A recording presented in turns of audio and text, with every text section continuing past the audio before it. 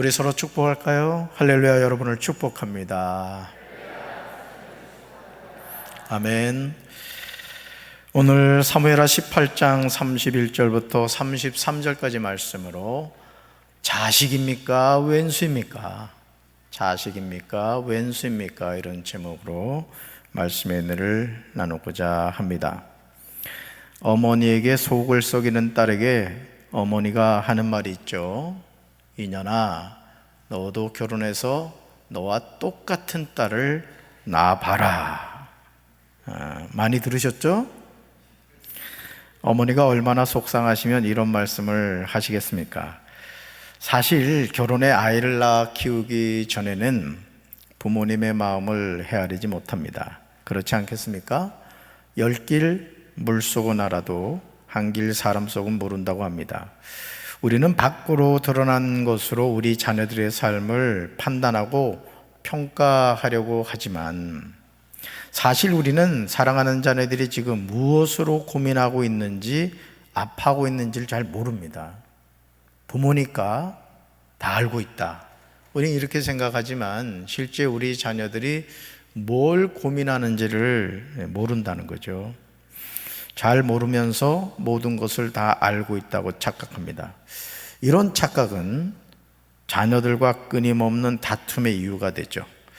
자녀들이 부모에 대한 정이 뚝 떨어지게 하는 원인이 되는 것입니다. 왜 우리 아버지는, 왜 우리 어머니는 내 마음을 몰라주실까?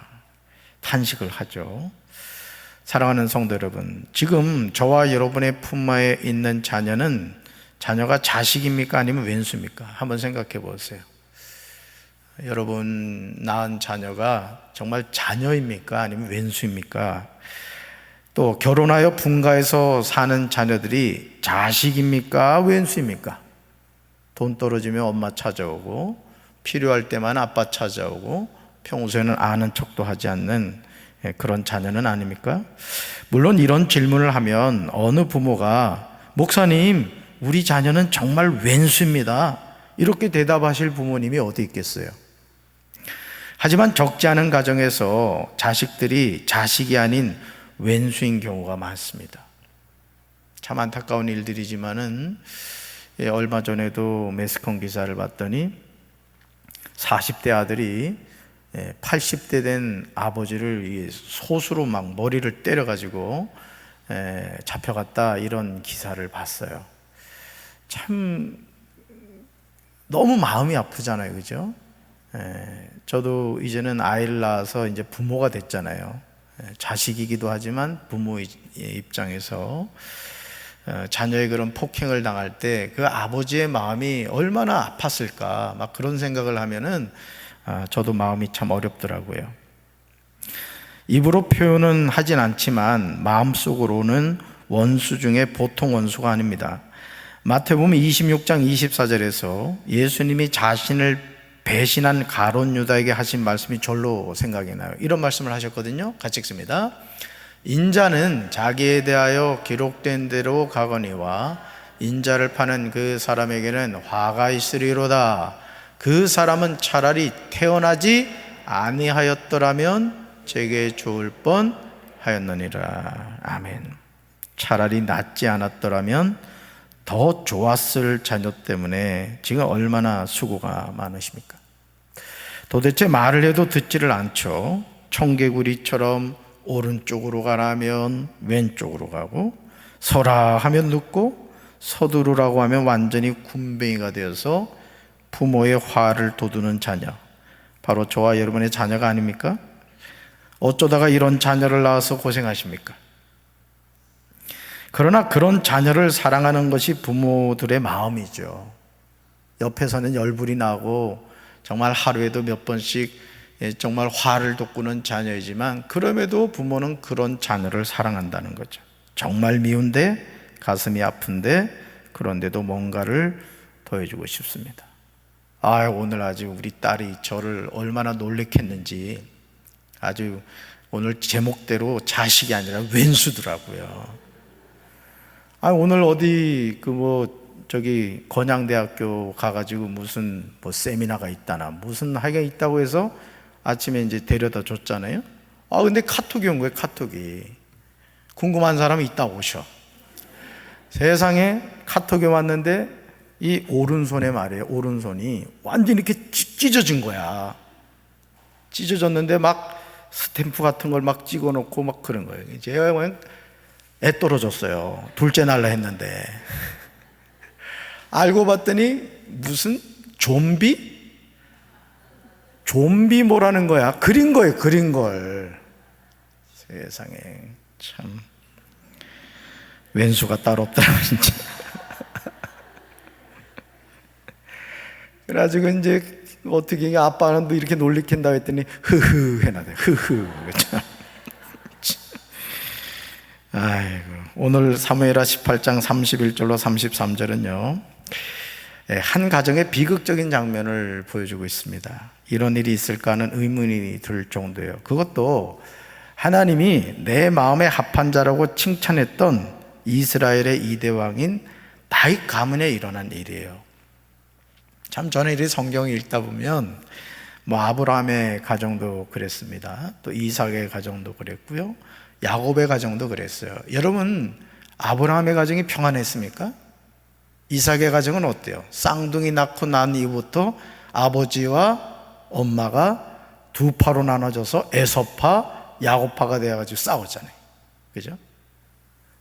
또 야곱은 어떻습니까? 12아들 낳아가지고 12바. 평안한 가정이 없어요. 어떻게 보면. 그러니까 여러분 소망을 가지셔도 돼요. 믿음의 조상 아브라함 가정도 평탄하지를 못했어요. 그러니까 우리가 가만히 생각해 보면 그런 것 같아요. 우리가 이 세상을 살면서 우리가 천국 문을 열고 들어가서 주님의 품에 안길 때까지는 우린 참된 평안을 누린다는 게 참 쉽지 않은 것 같아요. 그죠? 그런 것 같습니다.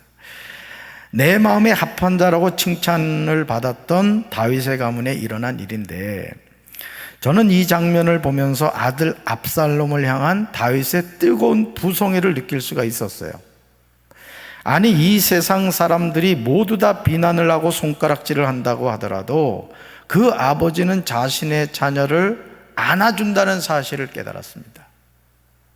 살인자야, 강도야, 도둑이야, 나쁜 놈이야 막 손가락질을 해도 그 강도의 그 도둑의 부모는 그래도 그 자녀를 향한 애틋한 마음을 가지고 있다는 거예요. 그게 이제 부모의 심정이죠. 지금 아들 압살롬이요, 아버지 다윗에게 어떤 일을 했는가 한번 볼까요? 네 가지.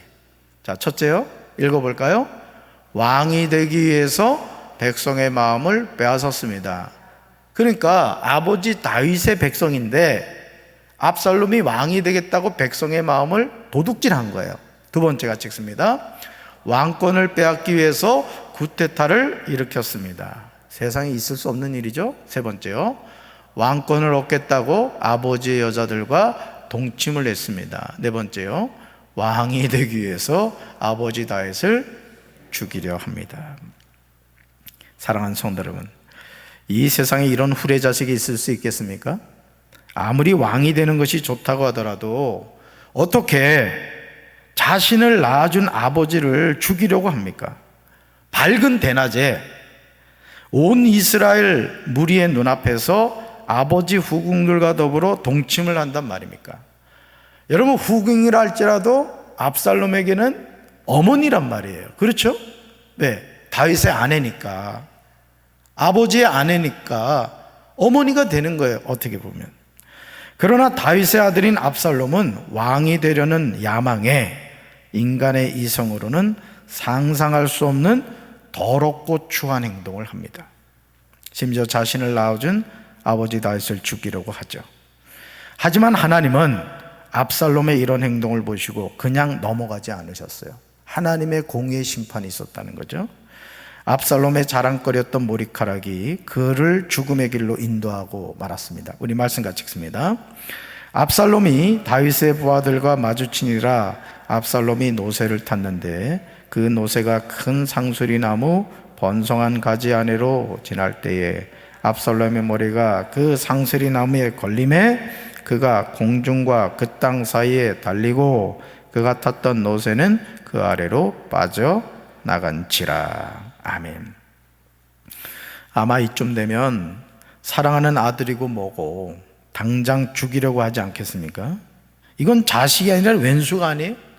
아니, 왼수 정도가 아니라 아버지를 죽이려 하는 인간 말종이잖아요. 때 되면 아버지 다윗이 어련히 왕권을 물려줄 텐데 그 왕 빨리 되겠다고 아주 인간으로서는 할 수 없는 행동을 하는 거예요. 그런데요, 우리는 이런 우리의 예상과는 달리 전혀 다른 모습을 보게 돼요. 사무엘하 18장 5절 같이 읽습니다. 왕이 요압과 아비새와 이때에게 명령하여 이르되 나를 위하여 젊은 압살롬을 너그러이 대우하라 하니 왕이 압살롬을 위하여 모든 군 지휘관에게 명령할 때 백성들이 다 들으니라. 아멘. 지금 아버지 다윗의 목소리가 들리십니까? 뭐라고 이야기하고 있죠?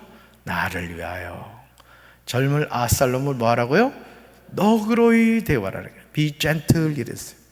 너그러이 대우해달라.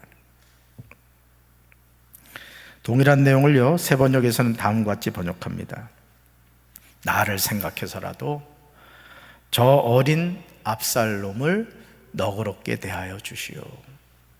여러분, 사실 이때 압살롬이 어리지 않거든요. 그런데 아버지 다윗의 눈에는 그런 행동을 하는 압살롬이 어리게 보였던 거예요. 여러분, 그런 얘기가 있잖아요. 90 되신 노모가 머리가 희끗희끗한 70세 된 아들에게 얘야 차 조심해라 이런 얘기를 하시더라는 거죠. 그러니까 어머니 눈에는 아들이 머리가 희끗희끗 칠순이 지나도 여전히 뭐예요? 아들인 거예요, 아들. 그러니까 다윗에게 지금 보통 사람이 생각할 때는 인간 말종이고 후레자식이고 나쁜 놈이지만 여전히 다윗에게는 압살롬이 뭐였던 거예요? 사랑하는 아들이었던 것이죠. 이것이 아버지의 마음이에요. 이것이 우리 부모님의 마음이 아닙니까? 우리는 이런 자식을 향한 뜨거운 사랑을요, 누가복음 15장에서 만나게 됩니다. 바로 탕자의 비유죠.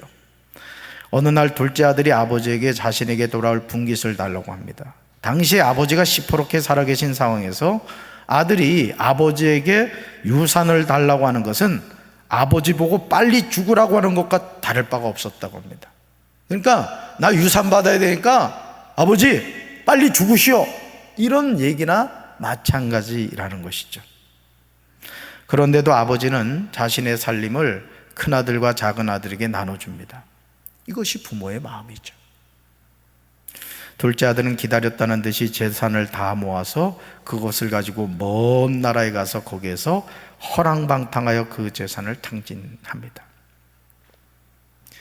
그러니까 여러분, 우리가 이 성경 말씀을 통해서도 알 수 있는 게 뭐냐면, 우리가 정말 자식을 사랑하고 자녀에게 뭔가를 이제 해주려고 하는 마음이, 저도 그래요.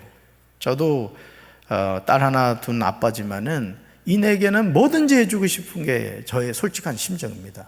그런데 우리가 그런 것도 잘 분별해야 되는 것이, 제가 여러분들을 위해 축복할 때 그런 말씀을 늘 드리잖아요. 여러분들이 정말 물권의 복을 받되 그 물권을 잘 다스릴 수 있는 능력도 주십시오라고 제가 기도를 해요. 아멘. 이게 뭐냐면은 하나님이 물권의 복을 주셨는데 그 물권의 복을 다스릴 능력이 없어서 제대로 써보지도 못하고 남 좋은 일을 하는 경우가 많은 거예요. 아멘. 그러니까 여러분들 기도하실 때 하나님 저에게 물권의 복을 주십시오, 우리 가정에 물권의 복을 주십시오. 그렇지만 그 물권을 다스릴 수 있는 능력도 주십시오. 능력을 꼭 구하셔야 돼요. 할렐루야. 그게 바로 이제 성부가 되는 비결입니다. 자, 이 둘째 아들은 아버지에게 엄청난 유산을 물려받았지만 문제는 뭐였어요? 그 유산을 관리할 줄 아는, 쓸 줄 아는 능력이 없었던 거예요. 그러니까 어떻게 돼요? 허랑방탕 그냥 다 쓰고 말았던, 낭비하고 말았던 것이죠.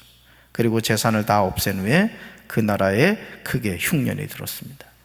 그는 배고픔의 고통이 얼마나 끔찍한 일인가를 경험하게 되죠.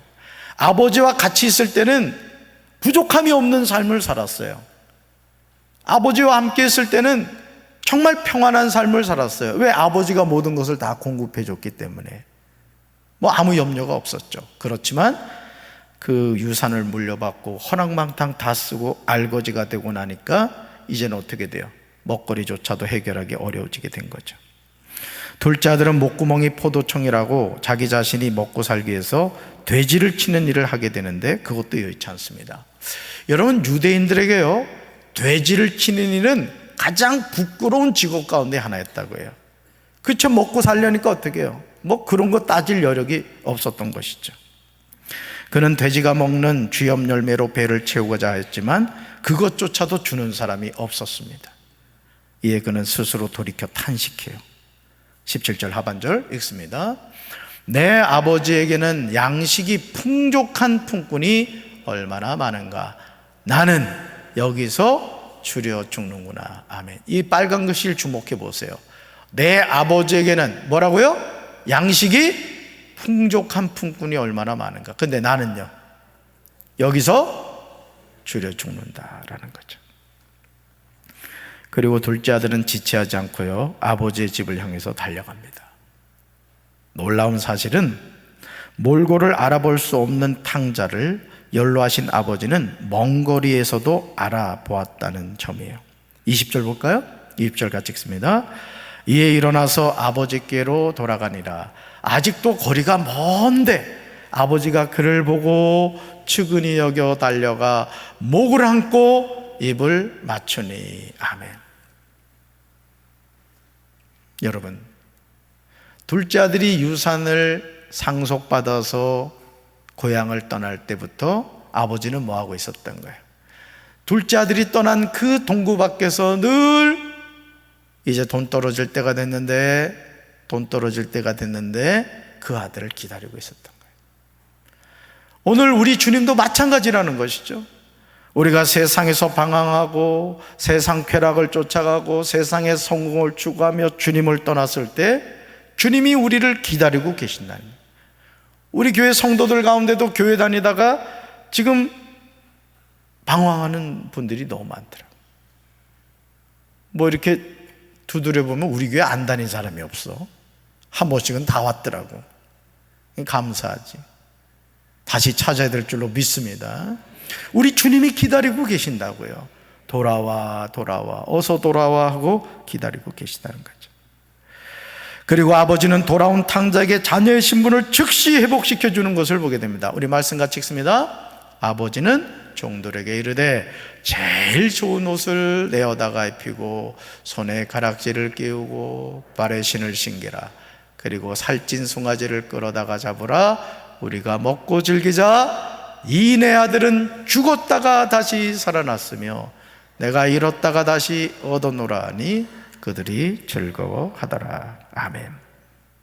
종들에게 하시는 아버지의 이 말씀을 보세요. 오늘 살아계신 하나님이 우리를 향해서 하신 말씀이에요. 자, 첫째 뭐 하죠? 제일 좋은 옷을 내어다가 입히래요. 옷은 뭐죠? 그 사람의 신분을 상징해요. 거지옷, 돼지를 치고 있던 그 냄새나는 옷을 입고 있는 그 아들에게 좋은 옷을 갖다 입히라는 거예요. 손에는 뭐 하고요? 가락지를 끼우라는 거예요. 내 아들이란 증표잖아요. 또 발에는 뭘 신기라고요? 신을 신기라는 거예요. 이건 돼지 치는 사람이 신이나 신었겠습니까? 맨발이지. 그 다음 뭘 하래요? 살진 송아지를 끌어다가 잡으라, 이거예요. 여러분, 둘째 아들이 효자입니까? 성공했습니까? 금이한양했습니까? 아버지 말씀에 순종하는 아들이었습니까? 아버지 유산 미리 받아갔으면 좀 사업에 성공해서 말이에요, 뽐떼나게 돌아오든지 상거지가 돼서 돌아온 거예요. 상거지가 창피한 노릇 아닙니까? 그런데도 아버지는 그게 들어오지 않는 거예요. 아들만 보인 거예요. 아들만. 내 아들이 돌아왔구나. 내 아들이. 비유가 좀 그렇습니다마는 세월호 참사로 죽은 우리 아이들이 살아서 돌아올 수만 있었다면 아마 많은 부모들이 그 세월호에서 참 너무 속상하게 죽었던 그 아이들에 대해서 새로운 관점으로 대했을 거예요. 사실 저도 그때 그 장면을 바라보면 왜 건지질 않지? 왜 건지질 않지? 막 제 속이 불이 타더라고요. 예, 눈물이 나더라고요, 진짜. 제가 그 책을 몇 권을 읽었어요. 그 세월호 참사와 관련된 책을 읽었는데 그 내용 가운데 이런 내용이 있었어요. 아들이 효자인 거예요. 그래서 홀어머니가 이제 이 아들을 이제 키우는데 이 아들이 이런 거예요. 엄마, 나 수학여행 안 갈래. 나 그냥 안 갈 거예요. 이랬더니 어머니는 또 아들 생각한다고, 얘야, 학창 시절에 네가 수학여행 언제 또 가겠냐. 그냥 갔다 와. 안 가겠다는 아들을 보낸 거야. 그런데 그 아들이 마지막이었던 거죠. 오늘 우리가 이 아버지가 둘째 아들을 어떻게 하고 있는가를 바라볼 때 그 아버지의 마음으로 보셔야 됩니다. 여기 정확하게 얘기하잖아요. 이 내 아들은 죽었다가 다시 살아났으며 내가 잃었다가 다시 얻었다는 것이죠. 오늘 하나님이 저와 여러분을 바라보실 때 그런 마음을 갖고 있다는 거예요. 나는 아무것도 아니고 나 하나 이 세상에 없어진다고요? 여러분, 세상 잘 돌아갑니다. 여러분, 제일 속상한 게 뭔지 아십니까? 우리 아버지가 돌아가셨는데도 세상은 아무 문제가 없어. 내 사랑하는 사람이 내 곁을 떠났는데도 세상은 아무도 기억하지 못해요. 기억하지도 않아. 뭔가 삐꺼삐꺼 해야 되는데 말이죠. 오늘 이 아버지의 심정을 우리가 생각해 보셔야 됩니다. 사랑하는 성도 여러분, 어떻게 이런 아들을 용서해 주겠습니까? 자신의 소중한 재산을 다 탕진한 탕자를 말입니다. 여러분, 압살롬은 어떻죠? 세상에 이런 자식을 살려줄 필요가 있습니까? 그러므로 다윗은 자신의 부하들에게 이렇게 명령해야 옳을 거예요. 그죠? 이렇게 누구든지 압살롬을 보는 대로 죽여버려라. 이게 우리 감정이잖아요. 그죠? 이름도 벌써 압살롬이 아니에요. 이 이름도 참 재미있어 보면, 성경 얘기를 보면. 하지만 다윗은 그렇게 하지 않았습니다. 이스라엘의 왕인 다윗의 부탁인 나를 위하여 젊은 압살롬을 너그러이 대우하라는 말을 들었음에도요, 군대 장관인 요압은 한 사람의 보고를 들은 즉시 상수리 나무에 매달리는 압살롬의 심장을 찔러서 죽여버립니다. 예루살렘의 왕궁에 있던 다윗에게 전쟁에 대한 소식이 들려오죠. 먼저 아히마스였고 다음으로 구스 사람이었습니다. 구스 사람은 아들 압살롬의 소식을 기다리는 다윗에게 사실 그대로 보고합니다. 압살롬의 죽음 앞에 다윗은 망연자실하죠. 사무엘하 18장 33절을 보시면 아들을 잃은 아비의 마음을 느낄 수가 있어요. 우리 같이 읽습니다. 왕이 마음이 심히 아파 문 위층으로 올라가서 오니라. 그가 올라갈 때 말하기를 내 아들 압살롬아, 내 아들 압살롬아, 차라리 내가 너를 대신하여 죽었다면 압살롬 내 아들아 하였더라. 아멘. 이것이 부모의 마음이 아니겠습니까? 이것이 자녀를 낳아서 기른 여러분과 또 기르고 있는 우리의 이야기가 아니겠습니까? 이 시간 다윗의 이 탄식이 메아리 쳐오는 것 같습니다. 내가 너 대신에 죽을 수가 있다면, 내가 너 대신 죽을 수만 있다면. 자식은 부모님을 위해서 목숨을 내놓지 않죠. 하지만 부모는 자녀를 위해서 10번이라면 10번이라도 자신의 목숨을 내놓습니다. 내 자식을 살릴 수 있다면, 내 생명은 거두어 가더라도 자녀만은 살려주십시오. 이게 부모의 솔직한 심정이죠. 자, 그렇다면 이제 저와 여러분에게 중요한 질문이 남아 있습니다. 지금 여러분의 자녀는 자식입니까? 아니면 왼수입니까? 여러분이 그렇게 생각하시는 이유가 무엇입니까? 다윗이 압살롬을 사랑하였지만 그에게는 자녀 양육에 아주 근본적인 문제가 있었어요. 아니, 지금 저와 여러분도 마찬가지입니다. 우리가 콕 집어서 무엇이라 말할 수 없지만 우리가 자녀를 사랑하는 방법에는 성경적이지 못한 부분이 있다는 것이죠. 먼저 사무엘하 13장에 나오는 암논이 이복누이 다말을 강제로 동침한 일이 있었습니다. 분명히 아버지 다윗은 이 보고를 분명히 받았을 거예요. 하지만 다윗은 아버지임에도 불구하고 이 일에 대한 벌을 암논에게 내리지 않아요. 그러니까 우리 아버지들이요, 우리 남편들이 가정에서 가장의 역할을 잘해야 됩니다. 교회도 그래요.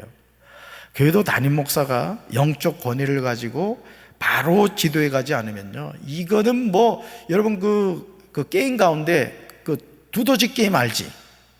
이 망치로 이게 두드리는 거 있어. 이게 막 두드리면 여기서 튀어나오고 저기서 튀어나와요. 이 교회도 그래요. 교회도 이 두더지 치다 보면 저 두더지가 쏙 올라오고 쭉. 그 영적 질서를 잘 지켜가지 않으면 순간 교회는 혼란스러워집니다. 그러니까 여러분들이 그런 두더지가 되면 안 돼요. 아멘. 항상 겸손하고 순종해야 돼. 순종해야 돼. 다말의 오라버니 압살롬은 복수의 칼을 갈기 시작한 거예요. 내 여동생이 이복 오빠 암논에게 성폭행을 당한 거예요. 그러면 아버지 다윗이 그것에 대해서 엄하게 벌을 내리고 암논을 책망해야 되는데 뭐 아무 일도 없었다는 게 그냥 넘어가 버린 거예요. 그러니까 압살롬이 분노의 칼을 갈았던 거예요. 아버지 다윗은 형제 사이에 엄청난 갈등을 방관한 겁니다. 여러분, 가정 안에서도 자녀들이 있을 때 우리 아버지들이 그런 질서를 잘 지켜줘야 되는 거예요. 형은 형으로서의 위치를 존중해주고 또 동생들을 잘 이렇게 사랑하고 이런 질서가 있어야 돼요. 가정에서도. 그래서 제가 여러 번 말씀드리지만 우리 아내들은 남편의 권위를 절대 무시하면 안 돼요. 둘이 잠잘 때는 막 꼬집고 막 뭐라 그러더라도 자녀들이 있는 데서는 절대 남편을 이렇게 우습게 여기면 안 된다고. 우리 아내들 아멘? 우째 아멘이 이렇게 시원치 않습니까? 우리 아내분들 다시 아멘? 당신도 아멘 했지? 이게 정말 중요해요. 왜냐면요, 아내가 자식들이 있는 데서 남편을 무시하잖아요. 그러면 엄마 자신도 무시당합니다. 그러니까 아버지가 무섭다는 것을 이렇게 인식을 시켜줘야 돼요. 그게 참 필요하죠. 이게 질서의 문제죠. 자, 그리고요, 압살롬이 이제 치밀한 계획하에 만 2년 후에 자신의 양털을 깎는 일로 왕의 모든 아들을 청합니다. 이미 계획을 짠 거예요, 음모를. 그리고 누이에게 씻을 수 없는 모욕과 고통을 주었던 암논을 살해하는 거예요. 보세요. 갈등의 문제가 있었을 때 아버지 다윗이 그 갈등의 문제를 해결해 주고 그 죄에 대해서 벌을 냈다면 이 갈등이 해결이 되었을 텐데 갈등을 덮어버리니까 결국은 어떻게 돼요? 살인으로 이어지는 것을 보게 됩니다. 만약 암논이 이복누이 다말에게 욕을 보였을 때 다윗은 아버지로서 암논에게 마땅한 벌을 내렸더라면 형제간의 사륙은 없었을 것입니다. 얼마나 안타깝습니까? 암논을 죽인 압살롬은 도망해요. 그 후에 다윗은 날마다 그의 아들 압살롬으로 말미암아 슬퍼하죠. 그리고 3년 후에 요압의 계략으로 압살롬은 예루살렘으로 돌아오지만 아버지 다윗을 만나질 못해요. 참 이 장면도 너무 안타까워요. 3년 만에 이제 압살롬을 그리워하는 거예요. 왜? 암논은 이미 죽었고, 그리고 이 압살롬은 이제 이웃 나라에 가 있단 말이에요. 그러니까 너무너무 보고 싶은 거예요. 그래서 결국 요압 장군이 꾀를 내어가지고 이제 압살롬이 돌아오는데, 그러면 가서 안아주면서 집 떠나서 고생했지 이러면서 좀 따독거려 줄 텐데 그렇게 행동을 하지 않아요. 오히려 다윗은 이상한 말을 합니다. 사무엘하 14장 24절에 같이 읽습니다. 왕이 이르되 그를 그의 집으로 물러가게 하여 내 얼굴을 볼 수 없게 하라 하매 압살롬이 자기 집으로 돌아가고 왕의 얼굴을 보지 못하니라. 아멘. 다윗이 아들 압살롬을 용서한 것 같았는데 다윗의 처신을 보면 정말 이해할 수가 없습니다. 요압을 통해서 압살롬은 아버지 다윗을 만나게 되죠. 하지만 이미 압살롬의 마음에는 아버지에 대한 원한으로 가득 찬 것을 보게 됩니다. 압살롬은 반역을 일으켰고 아버지 다윗은 아들을 피해서 도망을 해야 하는 상황에 부닥치게 됩니다. 여러분, 이런 말이 있어요. 이 세상에 문제 부모는 있어도 문제 아이는 없다는 말이 있습니다. 저는 이 말에 전적으로 공감합니다.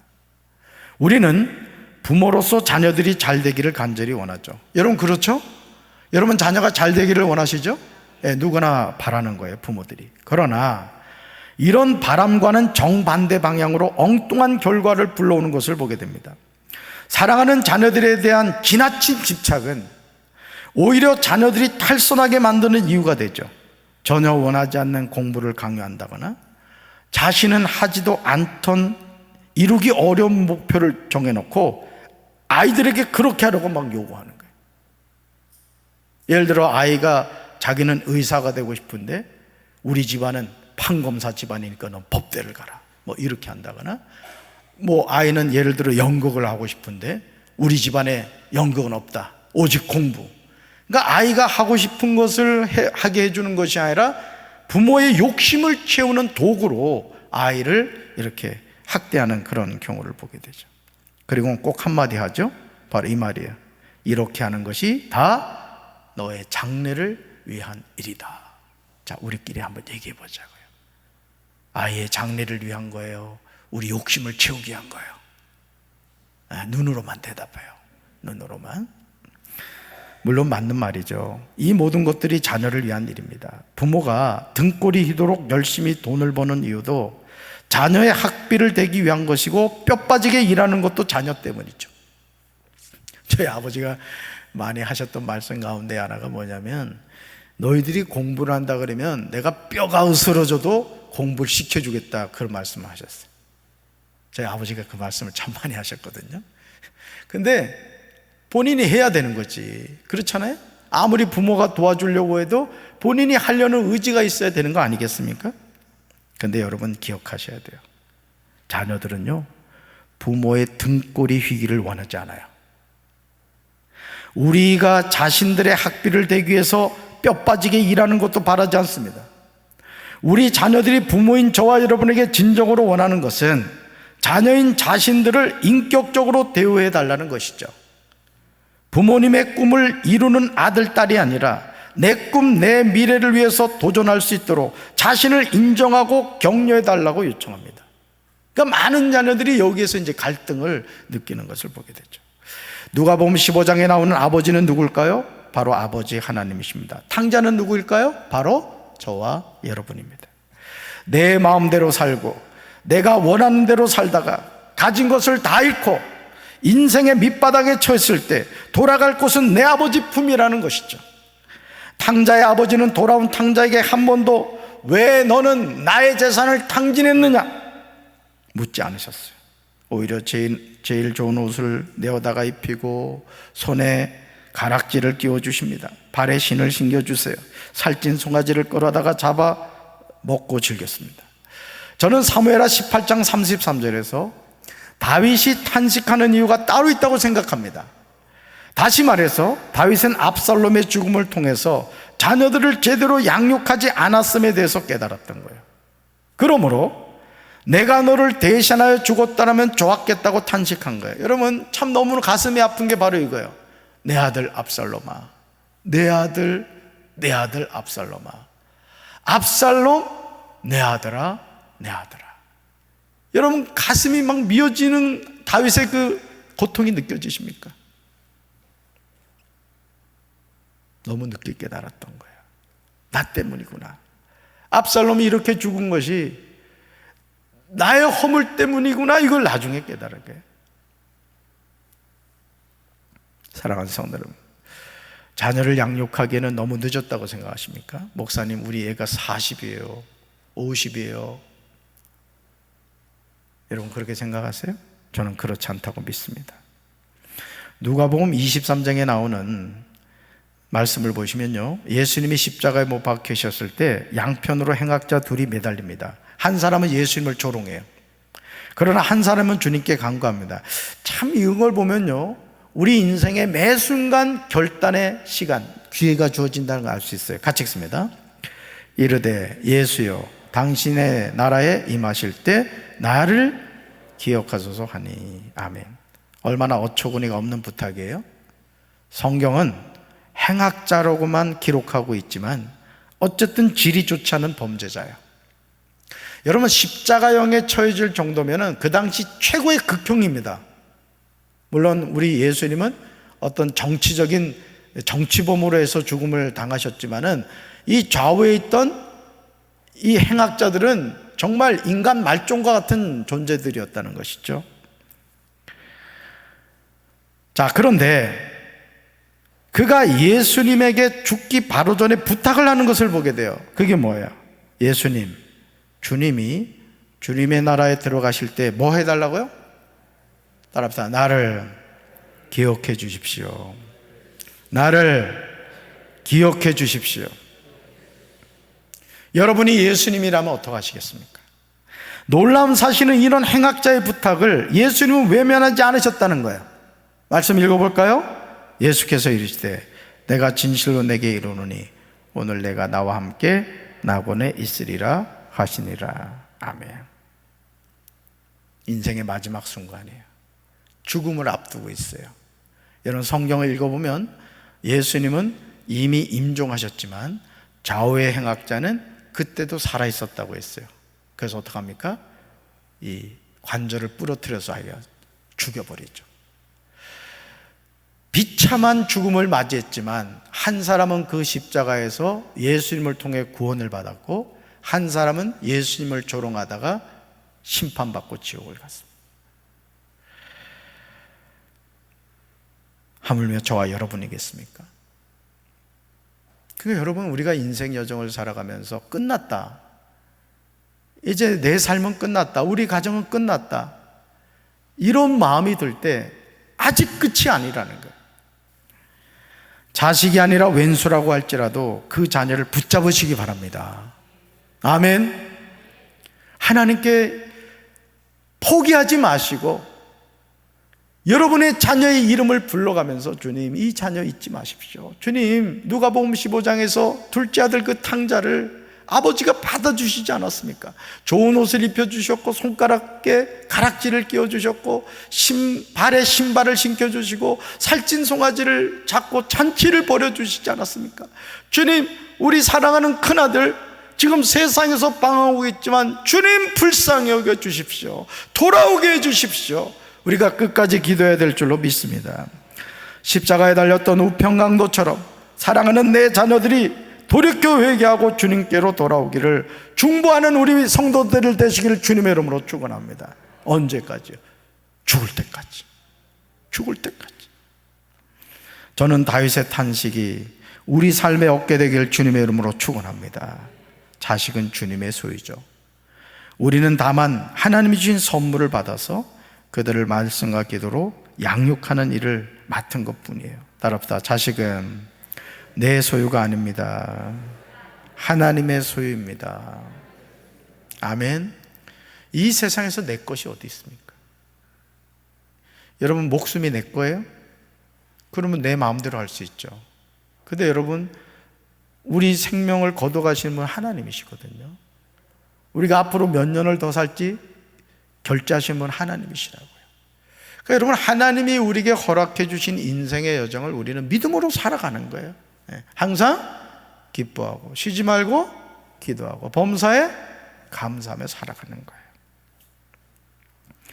그러면 이제 우리는 신명기 6장 7절로 9절 말씀을 잘 기억하고 순종해야 돼요.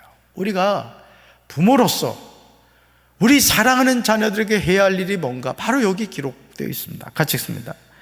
내 자녀에게 부지런히 가르치며 집에 앉았을 때든지 길을 갈 때든지 누워 있을 때든지 일어날 때든지 이 말씀을 강론할 것이며 너는 또 그것을 내 손목에 매어 기호를 삼으며 내 미간에 붙여 표로 삼고 또 내 집 문설주와 바깥문에 기록할지니라. 아멘. 내 자녀에게 뭐하라고요? 부지런히 가르치고 말씀을 강론하라는 거예요. 결국 우리가 부모로서 자녀에게 주어야 될 것이 무엇일까요? 그들의 이름을 불러가며 기도하는 것이고 하나님의 말씀을 우리가 먼저 묵상하고 배워서 그 말씀을 자녀들에게 물려주는 부모가 되어야 돼요. 저는 우리 사랑하는 성도 여러분들의 가정이 이런 믿음의 명문가가 되길 주님의 이름으로 축원합니다. 둘째 아들을 포기하지 않았던 그 아버지가 누구라고요? 하나님이십니다. 그 둘째 아들이 누구였다고요? 저와 여러분이었습니다. 아무것도 묻지 않으시잖아요. 너 왜 재산 탕진했어? 너 거짓골로 이렇게 온 거 부끄럽지 않느냐? 그 어떤 책망도 없어요. 그냥 받아주셨어요. 그냥 받아주셨어요. 잃어버린 내 아들이 돌아왔구나. 여러분 마찬가지입니다. 여러분의 자녀가 여러분을 실망시킨다고 할지라도 하나님이 주신 선물입니다. 그 자녀를 통해 하나님이 여러분을 미소 짓게 해주실 줄로 믿습니다. 끝까지 기도하시고 끝까지 말씀 붙잡고 승리하는 우리 성도들 되기를 주님의 이름으로 축원합니다. 가슴에 손 얹겠습니다. 하나님 아버지, 압살롬을 잃어버리고 탄식하는 다윗의 모습을 보면서 오늘 우리는 참 많은 생각을 하게 됩니다. 자식은 여호와의 주신 기업이요 태열매는 그의 상급이라고 했는데 과연 우리는 어떤 부모로서 자녀를 양육하고 있습니까?